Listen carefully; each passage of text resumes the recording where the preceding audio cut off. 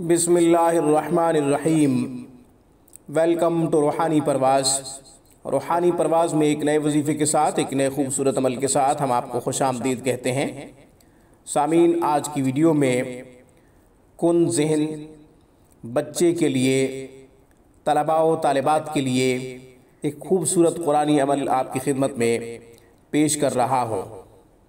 سامعین، کسی کا بچہ کن ذہن ہو، اس کا ذہن تیز نہ ہو، یادداشت مضبوط نہ ہو، یاد کرتا ہو پھر بھول جاتا ہو، نسیان کی بیماری کا شکار ہو، بھولنے کا مرض لاحق ہو، تو اسے چاہیے وَعَلَّمَكَ مَا لَمْ تَكُنْ تَعْلَمْ وَكَانَ فَضْلُ اللَّهِ عَلَيْكَ عَظِيمًا۔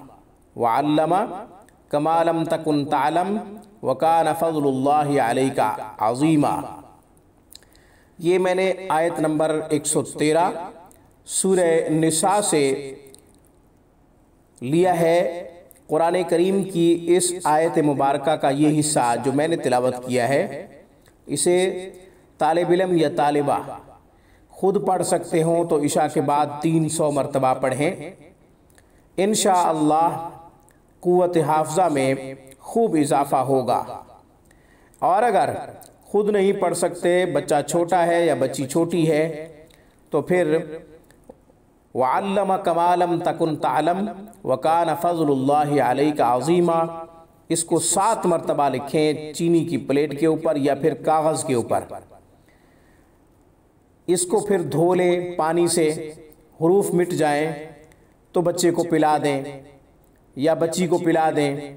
انشاءاللہ 7 دن یہ عمل کریں یا 11 دن یہ عمل کریں، حافظہ بڑھے گا، حافظہ میں خوب اضافہ ہوگا، انشاءاللہ ذہن تیز ہوگا، یادداشت مضبوط ہوگی، بھولنے کی بیماری، نسیان کی بیماری جاتی رہے گی، انشاءاللہ بھولنے کا مرض جو لاحق ہوگا وہ ختم ہو جائے گا۔